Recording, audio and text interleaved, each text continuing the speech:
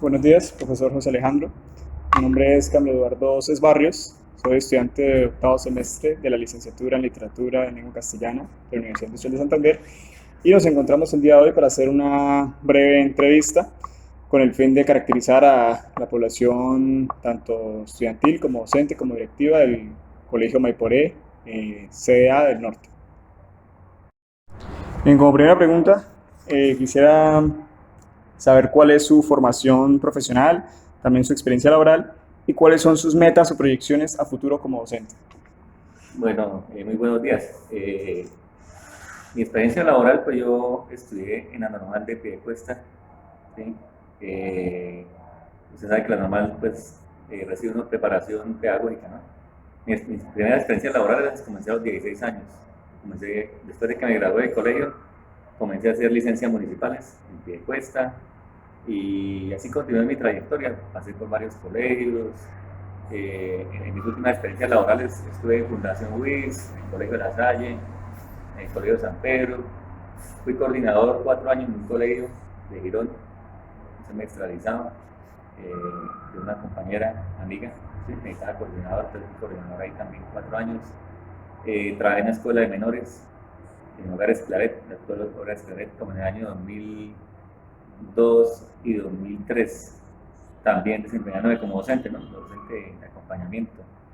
En mi experiencia laboral, pues también he trabajado también en preescolar, primaria, con ancianos, ¿sí?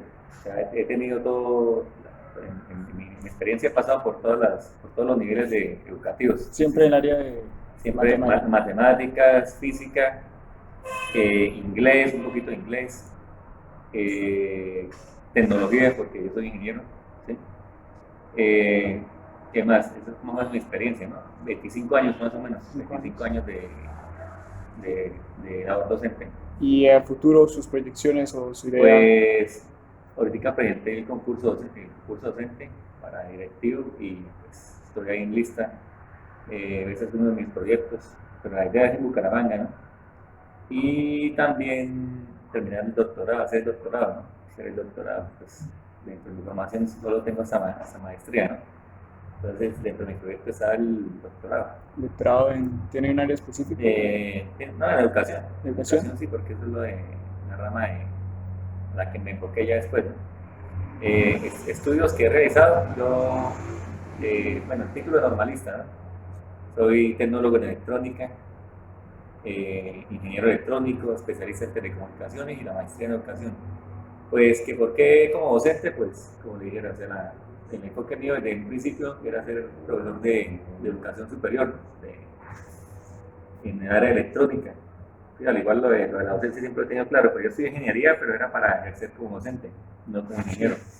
La mayoría de hoja de vida mía es esa, ¿no? O sea, yo estudié de noche y me pagué la carrera y pues toda la experiencia laboral que yo tengo fue de docencia, de ingeniería no hice, ¿sí? Pero al igual ese era el proyecto mío, ¿sí? O sea, ser profesor de electrónica, de matemáticas, de áreas afines.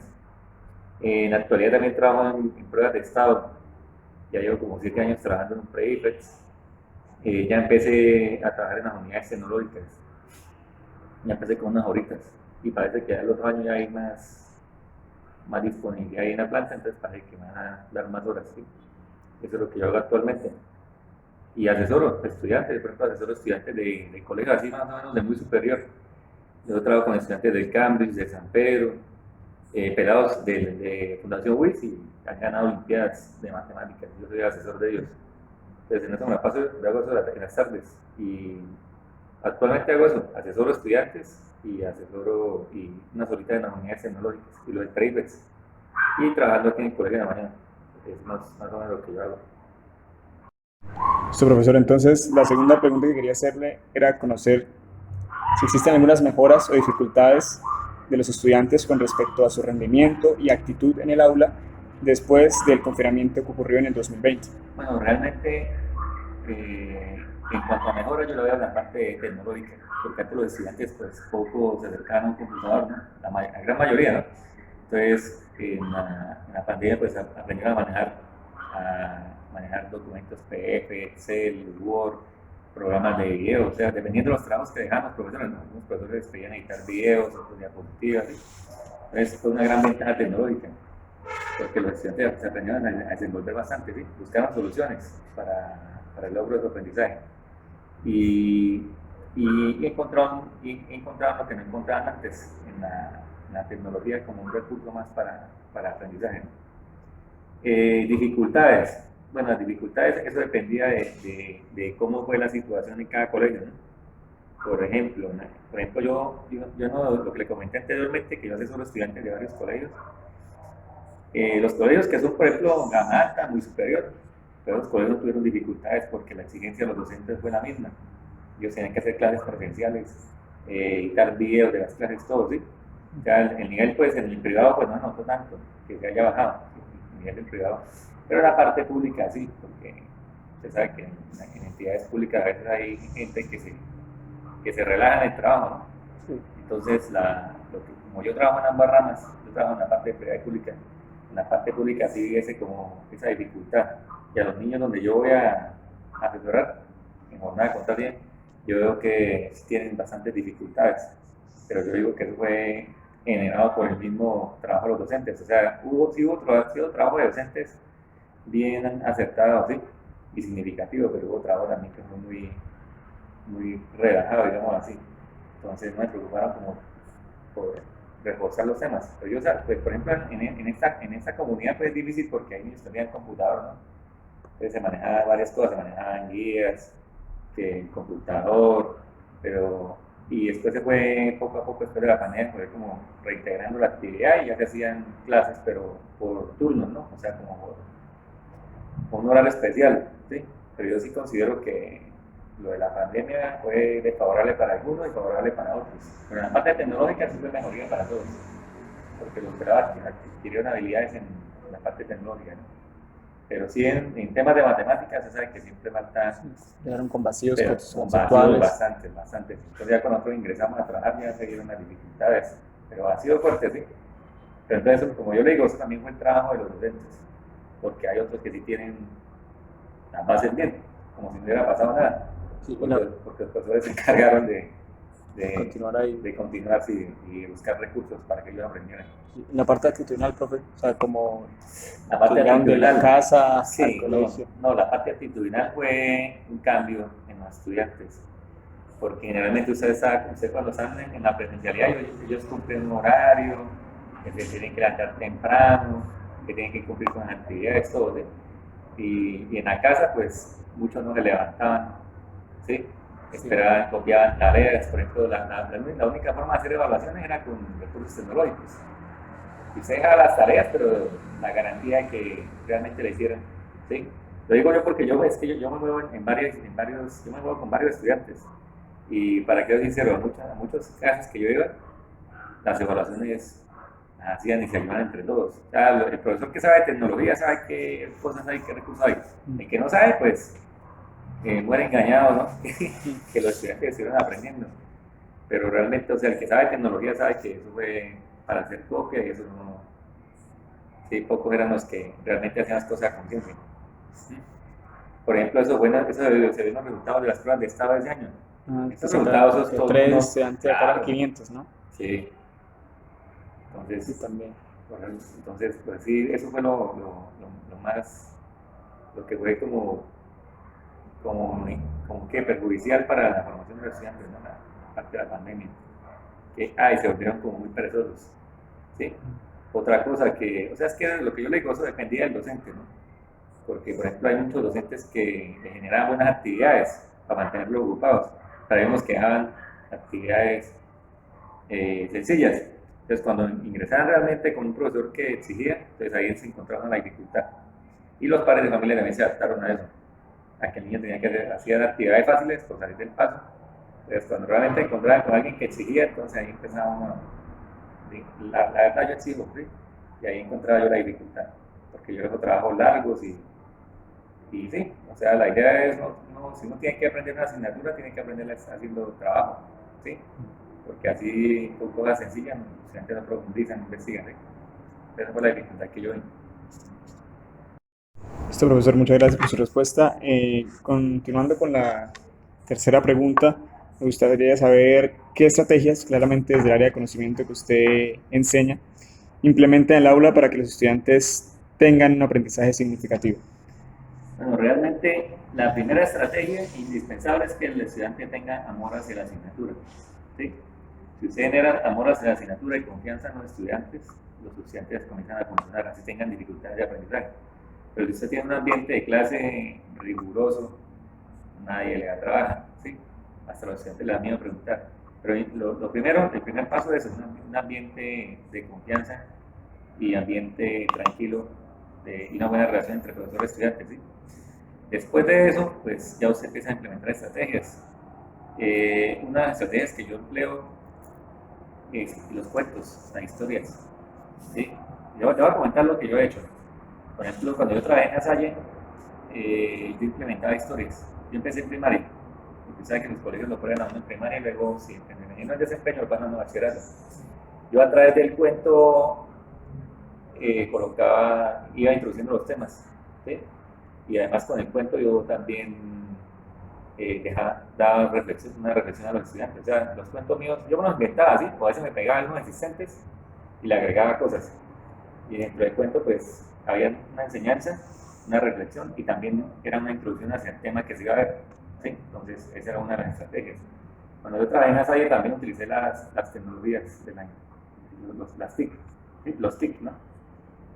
Porque, por ejemplo, para aprender las tablas de multiplicar, nosotros teníamos acceso a la tabla informática 2 veces por semana, ¿sí?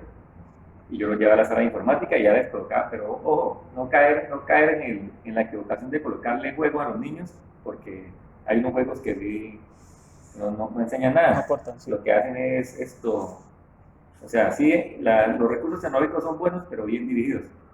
Yo logré que esos niños, porque antes como aprendían las tablas, mijo, vaya para el patio y repite y multiplique. ¿Sí? O escriban una hoja.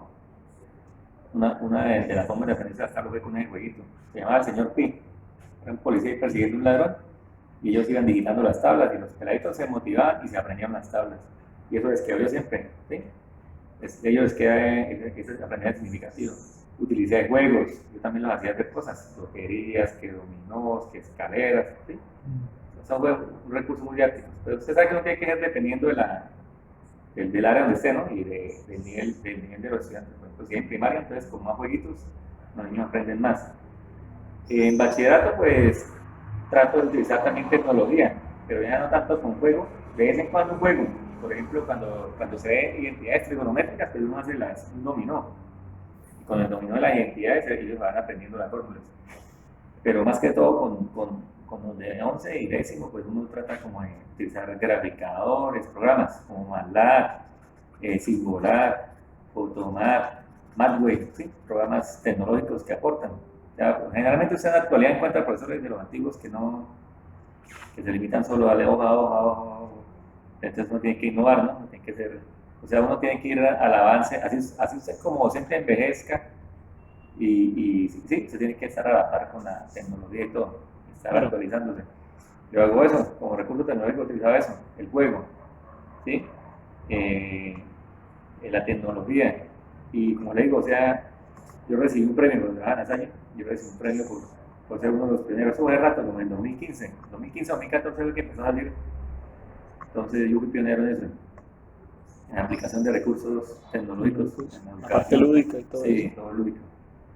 Sí, es así como mi experiencia.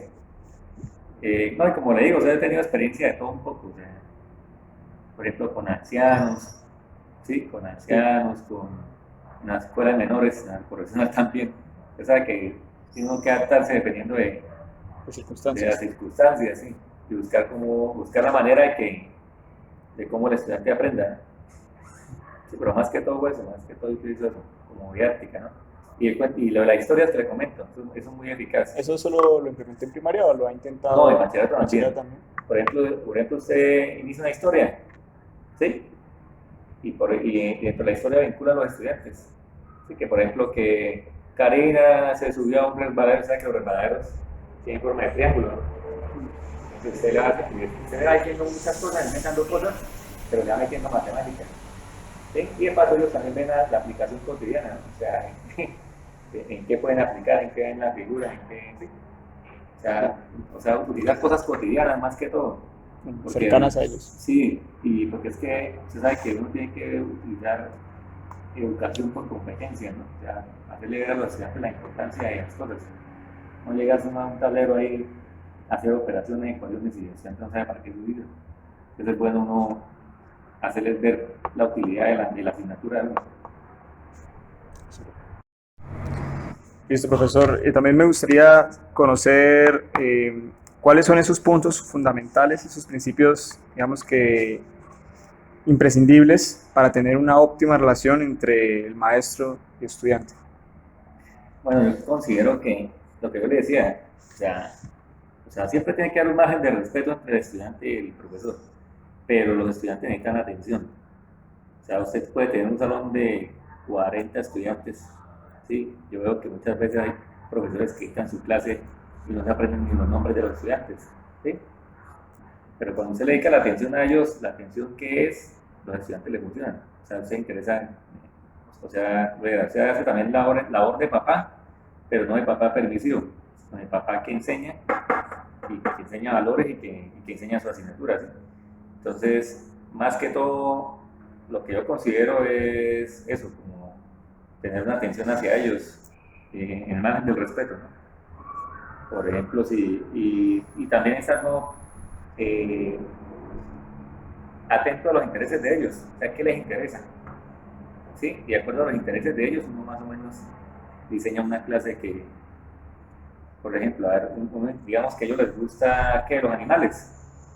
¿Sí? A varios niños les gustan los animales, entonces uno inventa una clase donde sea una granja, y una granja que puede uno hablar que de multiplicaciones, de divisiones, ¿sí?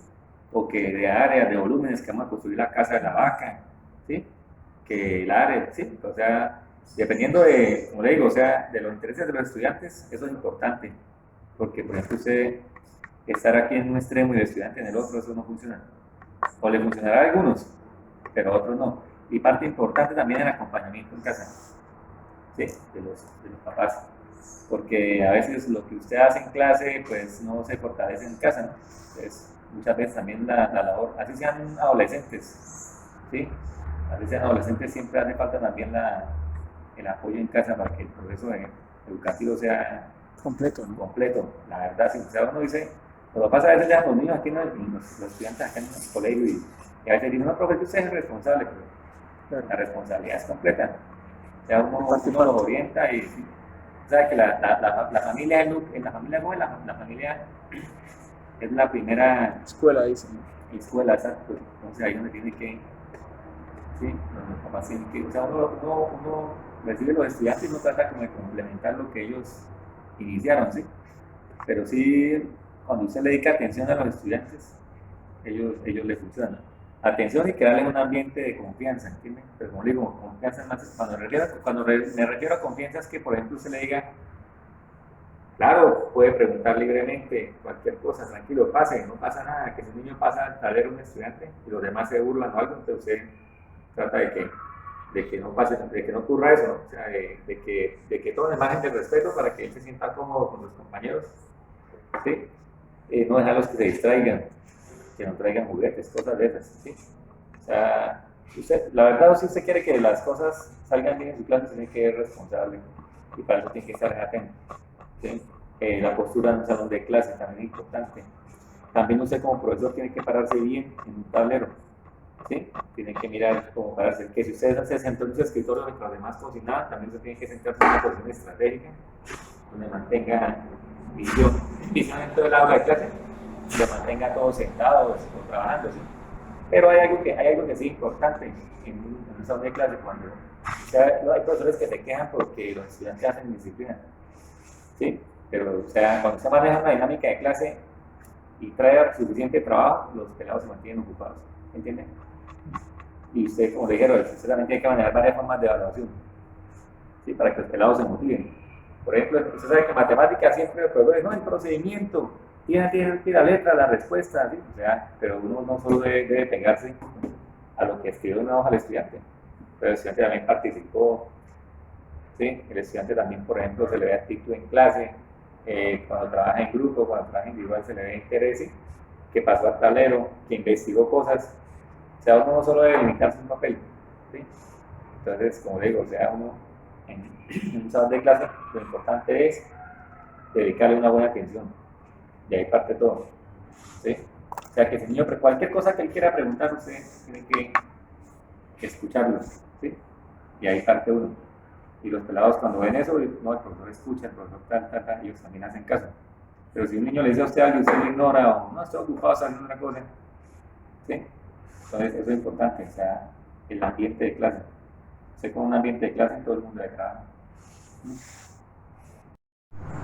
Sí, profesor, entonces lo siguiente que le quería preguntar era si desde el área de matemáticas usted como docente aplica estrategias interdisciplinares, ¿sí? Es decir, relaciona las matemáticas con el lenguaje, las ciencias sociales, la biología, etc. Sí, como yo le dije en un principio que era importante la situación de las competencias, ¿no? Y también de hacerle ver al estudiante la funcionalidad de la asignatura de uno en su día, ¿sí? ¿Para qué servía? Entonces, por ejemplo, en la parte de transversalidad, ¿no? También se puede decir, es muy importante, por ejemplo, digamos que en matemática, ¿sí? Con la parte de manejar esto, simuladores, ya estoy haciendo una transversalidad con el proceso de informática, ¿sí? Porque ya está manejando algo tecnológico. Con la parte de ciencias naturales, por ejemplo, se puede hacer un proyecto que trate sobre economizar el agua, ¿sí? Y se sabe que se puede analizar, o sea, se puede empezar partiendo de la casa de los estudiantes, mirar, por ejemplo, mensualmente cuánta agua está consumiendo, cuánto está economizando, se puede hacer un estadístico, se puede hacer un gráfico de barras, ¿sí? Gráficos circulares, ¿sí? O sea, en cuanto al consumo, ¿no? Eso puede ser una aplicación. Por ejemplo, en sociales, cuando esté hablando de la recta de la historia, ¿no? De antes de Cristo, después de Cristo, eso lo podemos relacionar también con los números enteros, ¿sí? O sea, desde que usted tenga la idea clara de lo que es transversalidad, la puede enfocar fácilmente a cualquier asignatura, ¿sí? El dibujo, artística. Entonces, por ejemplo, hay temas que, digamos, los sistemas de numeración. Entonces, profesora artística, yo estoy viendo sistemas de numeración. Hagamos un friso, ¿sí? Hagamos un plegable sobre la historia de los números, los registros, todo eso, ¿sí? No, los números arábicos, todo eso. Entonces se puede ir ya transversalizar con la parte de artística, ¿sí? Entonces hay muchas maneras, ¿no? En inglés, yo le puedo meter, y voy a poder metiendo la preguntita de inglés en matemáticas, ¿sí? Eso nunca lo había visto. ¿Cómo sería? Sí, ¿Sí? por ejemplo, usted pregunta en matemáticas, cositas de encerrar, por ejemplo, de que con una X, selección múltiple y todo eso, entonces se puede meterle cositas en inglés. En un colegio en La Salle, el colegio es bueno, es una gran escuela. En La Salle hubo un año que, con un rector, que se implementaron los cursos en inglés. Pues yo tengo B1 y todo, sí, pero o sea, uno no practica. O sea, yo casi no converso, pero yo traduzco. O sea, yo traduzco y escribo, pero casi no converso porque no practico. Que no están Sí, en yo ambiente. estoy ya en ese cuento, sí, trauma de los días. Pero realmente en el colegio sí nos dieron un cursito ahí, más de la universidad, donde yo estudié, y allá implementamos eso, hacíamos las preguntas en inglés. Entonces ahí también había transversalidad, ¿sí? O sea, desde que usted tenga claro todo y tenga un buen dominio curricular de su materia, usted sabe en qué la puede transversalizar, ¿sí? Tiene buenas ideas. En varias áreas, por ejemplo, ¿cuál otra? Educación física, las canchas. Por ejemplo, educación física, hay una parte del proceso de educación física que mandan a medir las canchas. ¿Qué vamos a hacer? Las canchas de baloncesto, el dibujo, entonces ahí uno puede calcular las áreas. ¿Bien? También para física puede transversalizar también, porque usted sabe que física es la explicación de los fenómenos naturales apoyado a la matemática. Pues también con física se puede. Hay una relación estrecha entre las dos, ¿no? Se demuestra todo con matemáticas. Sí. Sí, la matemática tiene una aplicación amplia. Desde que usted desea, la puede transversalizar. Sí.